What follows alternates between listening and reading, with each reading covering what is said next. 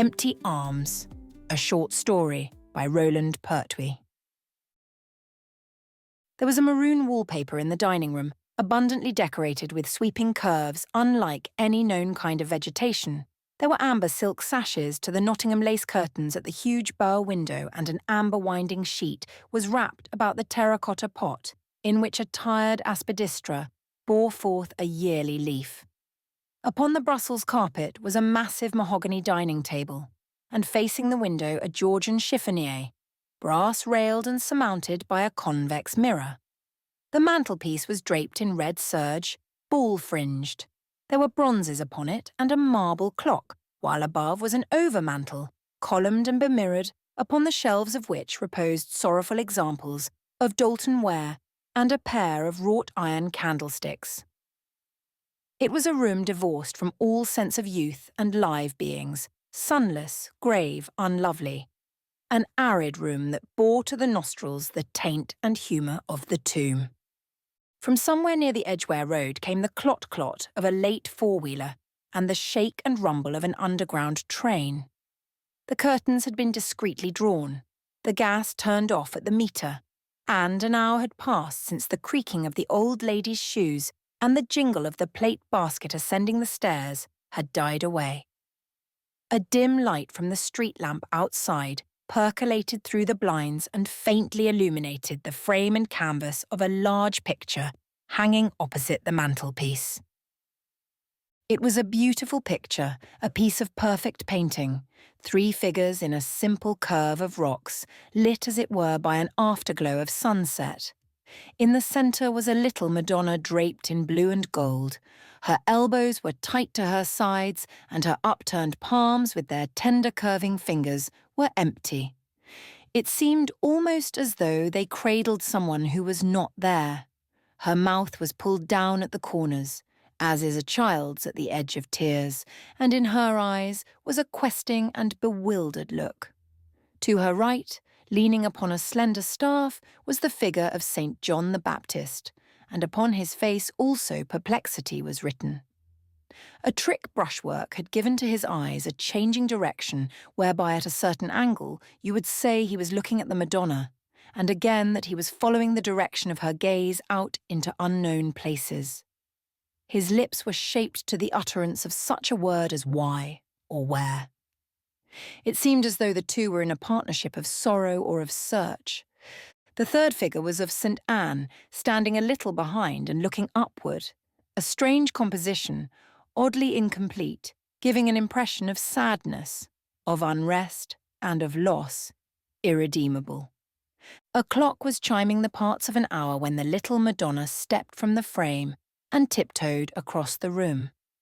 To her own reflection in the mirror opposite, she shook her head in a sorrowful negative. She peeped into a cupboard and behind the draperies of the mantelpiece, but there was nothing there. She paused before an engraving of Raphael's Holy Family, murmured "Happy Lady," and passed on. On a small Davenport table, next to one of the 2 inexorable armchairs, she found the old lady's work-basket. That was a great piece of good fortune, since nightly it was locked away with the tea, the stamps and other temptations that might persuade a soul to steal, should opportunity allow. In the many years of her dwelling in the house, but 3 times only had she found it unguarded. There are glorious possibilities in a work-basket. Once she had found wool there, not carded, but a hank of it, soft, white, and most delicate to touch. To handle it had given her the queerest sensation. She had shut her eyes, and it had seemed to weave itself into the daintiest garments. Very small, you understand, and with sleeves no longer than a middle finger. But it was a silly imagining, for not many days afterward, looking down from the canvas, she had seen the old lady, with her clicking ivory needles, knit the wool into an ugly pair of bed socks. Quite a while she played in the basket that night. She liked the little pearl buttons in the pillbox, and the safety pins were nice too. Kind and trustworthy pins they were to hide their points beneath smooth, round shields. She felt it would be good to take some of them back in one of her empty hands and hide them in that little crevice of rock under the juniper tree. It was the banging of a front door opposite and the sound of running footsteps that moved her to the window. She drew back the curtain and peeped out across the way. There were lights in an upstairs window and a shadow kept crossing and recrossing the blind. It was a nice shadow and wore a headdress like her own, except that it was more sticky out. The hall, too, showed a light, and looking up the street, she saw a maidservant, running very fast, disappear round the corner. After that, there was silence for a long time. In the street, no one moved. It was deserted, empty as the little Madonna's arms, and dark. A fine rain was falling, and there were no stars. The sound of distant traffic had died away. The last underground train had drilled its way through sulphurous tunnels to the sheds where engines sleep. She could not tell what kept her waiting at the window. Perhaps it was the moving shadow on the blind, perhaps a prescience, a sense of happenings near at hand, wonderful yet frightening.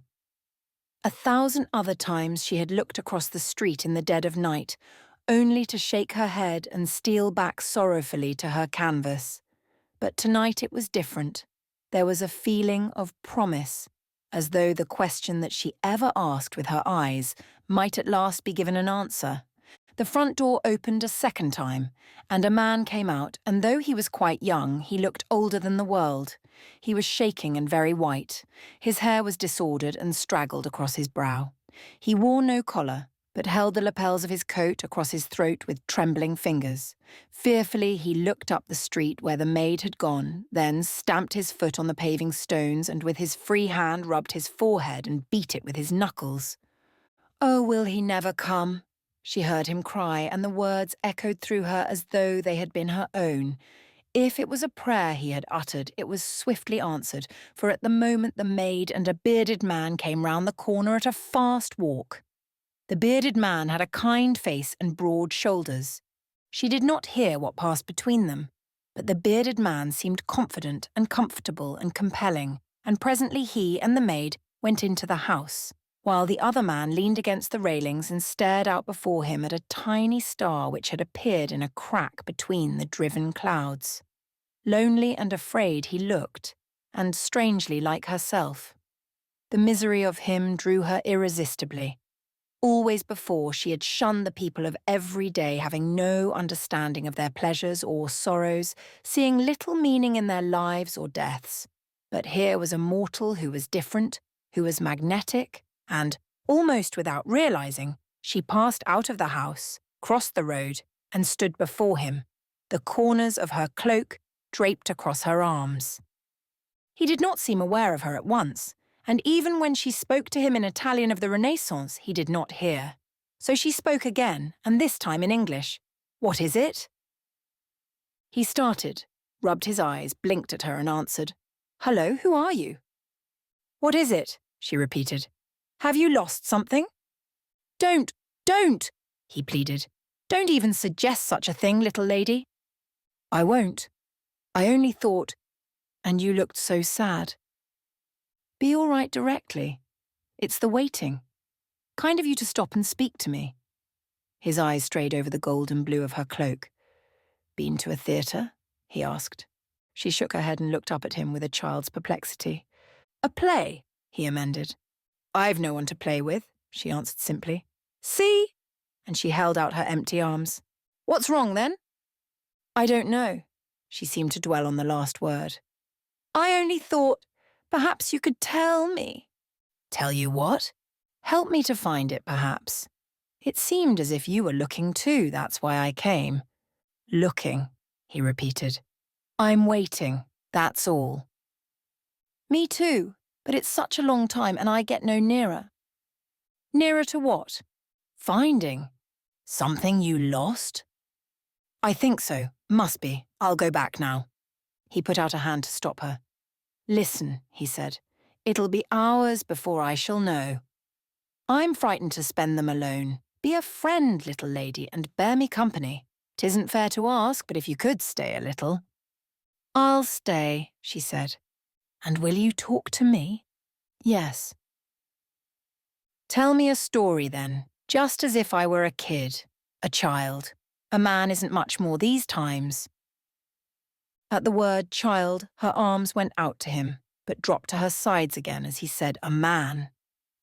"Come under the porch where the rain won't spoil your pretty silk, that's better. Now tell away." They sat side by side and she began to talk. He must have been listening for other sounds, or surely he would have been bewildered at the very beginning of what she told. "It's hard to remember when one was alive, but I used to be, yes, hundreds of years ago. Can't remember very well. There was a high wall all around and a tower and a bell that rang for prayers, and long, long passages where we walked up and down to tell our beads. Outside were mountains with snowcaps like the heads of the sisters, and it was cold as snow within, cold and pure as snow. I was 16 years old and very unhappy. We did not know how to smile, that I learnt later and have forgotten since. There was the skull of a dead man upon the table where we sat to eat, that we might never forget to what favour we must come. There were no pretty rooms in that house. "What would you call a pretty room?" he asked, for the last sentence was the first of which he was aware. "I don't know," she answered. "I think a room with little beds and wooden bars across the window and a high fender would be a pretty room." "We have been busy making such a room as that," he said. "There's a wallpaper with pigs and chickens and huntsmen on it, but go on." There were iron bars to the window of my cell. He was very strong and tore them out with his hands as he stood up on the saddle of his horse. We rode into Florence as dawn broke, and the sun was an angry red. While we rode, his arm was around me and my head upon his shoulder. He spoke in my ear, and his voice trembled for love of me. We had thrown away the raiment of the sisterhood to which I had belonged, and as I lay across the saddle, I was wrapped in a cloak as crimson as the sun. "Been reading Tennyson, little lady?" asked the man. She did not understand and went on. "It was a palace to which he brought me, bright with gold, mosaic, and fine hangings that dazzled my eyes, after the grey they had been used to look upon. There were many servants and richly clad friends who frightened me with their laughter and the boldness of their looks. On his shoulder he bore me into the great dining hall where they sat awaiting us, and one and all they rose to their feet, leaping upon stools and tables, with uplifted goblets and shouting toasts. The noise was greater than any I had heard before, and set my heart a-beating like the clapper of the convent bell. But one only stayed in his chair, and his looks were heavy with anger. At him the rest pointed fingers and called on him derisively to pay the wager and be glad, whereat he tugged from his belt a bag of gold, which he flung at us as though with the will to injure. But he who held me caught the bag in his free hand, broke the sealed cord at the neck of it, and scattered the coins in a golden rain among the servants. After this he set me by his side at the board, gave me drink from a brimming goblet and quails cooked in honey from wild bees and silver dishes of nectarines and passion fruit, and presently by twos and threes the guests departed, singing and reeling as they went, and he and I were left alone, alone, she repeated, shuddering. "Did you hear anything?" said the young man, raising his head. "A cry, a little cry, no. I can hear footsteps moving up and down. Doctors' boots always creak. There, listen, it was nothing. What were you saying?" "Twice, in the months that followed, I tried to run away, to return to the convent.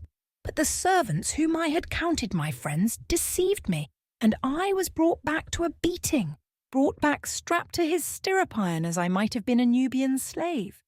Long since he had ceased loving me, that lasted such a little while. He called me Madonna, as though it were a term of shame, and cursed me for coldness and my nunnery ways. He was only happy when he read in my face the fear I held him in. And I was always afraid." "Afraid?" echoed the man. "Until tonight I was never afraid." And then my baby came, and I was not afraid any more, but contented all through. I carried him always in my arms by day and night, so pink and little, and with a smile that warmed like sunshine. She paused and added plaintively, "It's hard to remember when one was alive. My hands, my arms have forgotten the feel of him.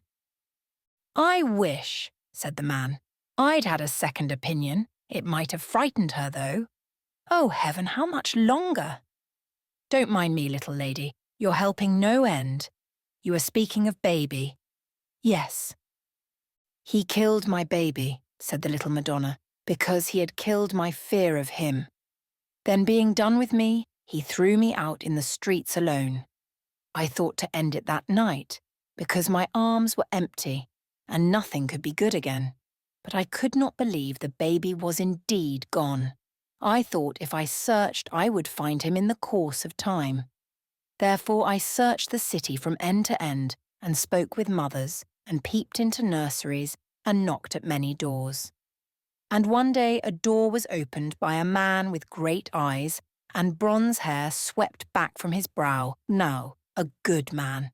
He wore a loose smock over his doublet, smeared with many colours, and in his left hand he held a palette and brushes. When he saw me, he fell back a pace and his mouth opened. Mother of mercy, he breathed, a real Madonna at last. His name was Andrea del Sarto, and he was a painter. I am a painter too, said the young man, forgetting his absorption at the mention of a great name. He brought me into his room, which was bright with windows and a fire. He bade me tell my story, and while I spoke, never once did his eyes desert me. When I had ended, he rose and walked up and down. Then he took from a chest a cloak of blue and gold and draped it round me. Stand upon that throne, Madonna, said he, and I will put an infant in your arms that shall live down all the ages. And he painted me. So with the child at my breast, I myself had passed into the picture and found contentment there. When it was finished, the great ones of many cities came to look upon it, and the story of how I came to be painted went from mouth to mouth. Among those who were there was he, who had taken me from the nunnery, and, seeing me in perfect happiness, a fury was born in him. I was hidden behind a hanging and watched the black anger rising up and knotting his brow into ugly lines. He bought the canvas, and his servants carried it away, but since the child was in my arms for all time, it mattered little to me. Then one night 2 men came to my lodging, and without question took me across the city and led me into the palace where I had lived with him, and he came forward to meet me in the great hall. There was a mocking smile on his lips, and he pointed to a wall upon which a curtain was hanging. I took away that child, he said, because you valued it higher than the love of man. Look now. At a gesture, a servant threw back the hanging and revealed the picture. The babe was gone, and my arms crookeded to cradle him were empty, with the palms upturned. I died then. To the sound of his laughter I died, and looking down from the canvas, I watched them carry me away. And long into the night, the man who twice had robbed me of my child sat at the long table staring out before him, drinking great draughts and sometimes beating the boards with his bare fists. As dawn broke, he clapped his hands and a servant entered. He pointed at me with a shaking hand. "Take it away," he cried, "to a cellar, and let masons brick up the door." He was weeping as they carried me down to the dark beneath the house. "What a strange being you are," said the young man. "You speak as though these were real memories. What happened to the picture, then?" I lay in the dark for so long, hundreds of years, I think, and there was nowhere I might look. Afterward, I was found and packed in a box and presently put upon the wall in the sad room, where everything is so old that I shall not find him there. This is the furthest I have dared to look. Help me find him, please. Won't you help me find him? "Why, little lady," he answered soothingly, "how shall I help? That's a woman's burden that heaven isn't merciful enough to let a man share." He stopped abruptly and threw up his head. "Did you hear that? There." Through the still, early morning air came a faint, reedy cry. The young man was upon his feet, fiercely fitting a key into the lock. The little Madonna had risen too, and her eyes were luminous, like glowworms in the dark. "He's calling me," she cried. "He's calling." "Mine," said the young man. She turned to follow, but the door closed between them. To the firm of Messrs. Ridgewell, Hitchcock and Plum was given the task of disposing of the furniture and effects of the late Sabina Prestwich, spinster, of 22 Cambridge Avenue, Hyde Park, W. As Mr. Ridgewell, Jr. remarked to Mr. Plum while engaged in compiling the sale list and supplying appropriate encomiums to describe an upright grand by Rubenthal, Berlin. "Victorian muck. Lucky if we clean up 250 on the lot." Mr. Plum was disposed to agree. "Though I must say," he added, "it wouldn't surprise me if that picture was worth a bit. Half a mind to let old Carnegie have a squint at it." "Please yourself," responded Mr. Ridgewell, Jr., "but to my mind, it's 10 guineas for nix." It was the chance discovery of an old document amongst a litter of receipts and papers that persuaded them to engage an expert opinion. The document stated that the picture had been discovered bricked up in a Florentine cellar some 50 years before and had been successfully smuggled out of Italy. But the man who found it died, and it passed, with a few other unvalued possessions, to Sabina Prestwich, now deceased.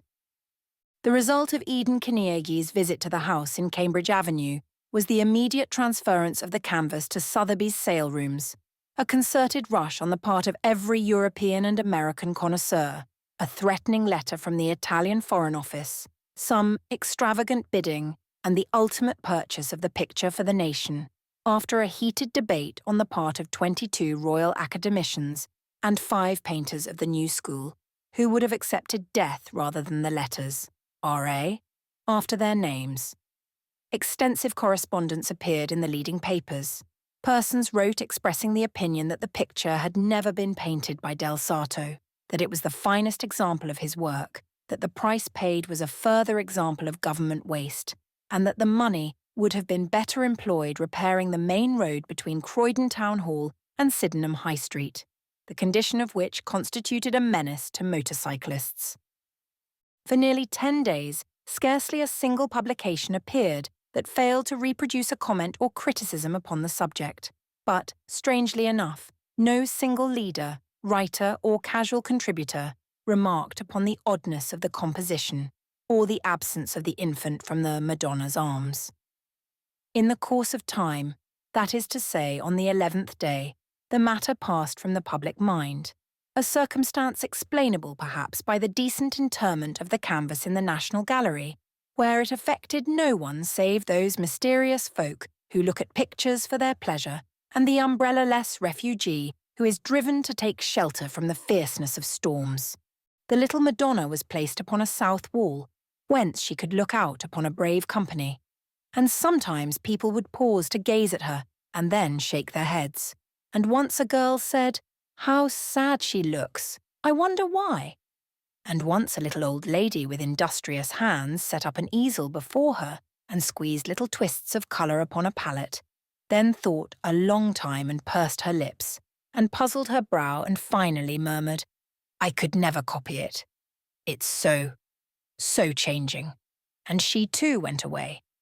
The little Madonna did not dare to step from her frame at night, for other mothers were at hand cradling their babes and the sound of her footfalls might have wakened them, but it was hard to stay still and alone in that happy nursery. She could see through an archway to the right a picture Rubens had painted, and it was all aglow with babies like roses clustered at a porch, fat, dimpled babies who rolled and laughed in aerial garlands. It would have been nice to pick one and carry it back with her.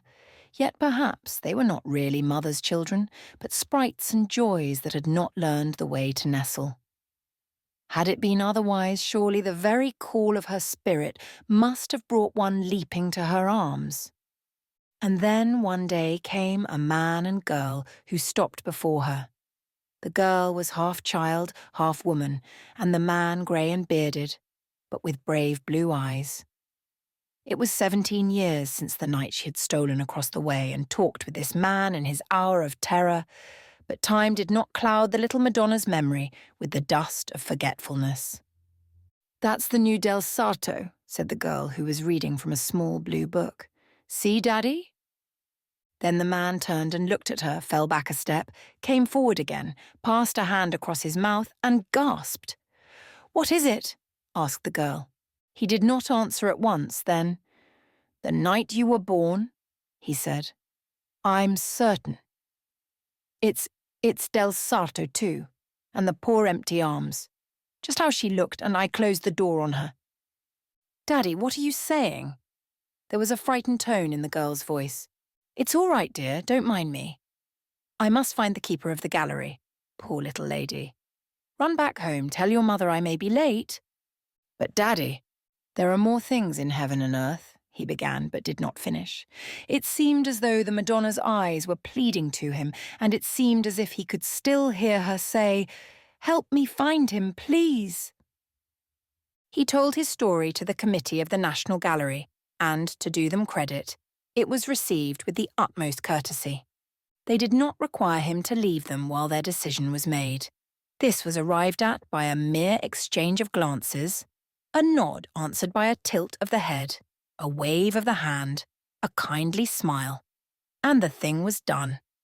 As the chairman remarked, we must not forget that this gentleman was living at the time opposite to the house in which the picture was hanging, and it is possible that a light had been left burning in the room that contained it. Those of us who are fathers, and I regret for my own part that I cannot claim the distinction, will bear me out that the condition of a man's mind during the painful period of waiting for news as to his wife's progress is apt to depart from the normal and make room for imaginings that in saner moments he must dismiss as absurd. There has been a great deal of discussion and not a little criticism on the part of the public as to the committee's wisdom in purchasing this picture, and I am confident you will all agree with me that we could be responsible for no greater folly than to work upon the canvas with various removers on the bare hypothesis, unsupported by surface suggestion, that the Madonna's arms actually contain a child painted in the first intention. For my own part, I am well assured that at no period of its being has the picture been tampered with, and it is a matter of no small surprise to me, sir, that an artist of your undoubted quality and achievement should hold a contrary opinion. We are greatly obliged for the courtesy of your visit and trust that you will feel after this liberal discussion that your conscience is free from further responsibility in the matter.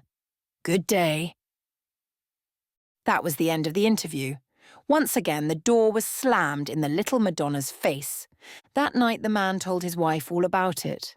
"So you see," he concluded, "there is nothing more I can do." But she lay awake and puzzled and yearned long after he had fallen asleep. And once she rose and peeped into the room that used to be the nursery. It was a changed room now, for the child had grown up, and where once pigs and chickens and huntsmen had jostled in happy farmyard disorder upon the walls, now there were likenesses of Owen Nares and Henry Ainley, obligingly autographed. But for her the spirit prevailed, the kindly bars still ribbed the windows, and the sense of sleeping children still haunted the air.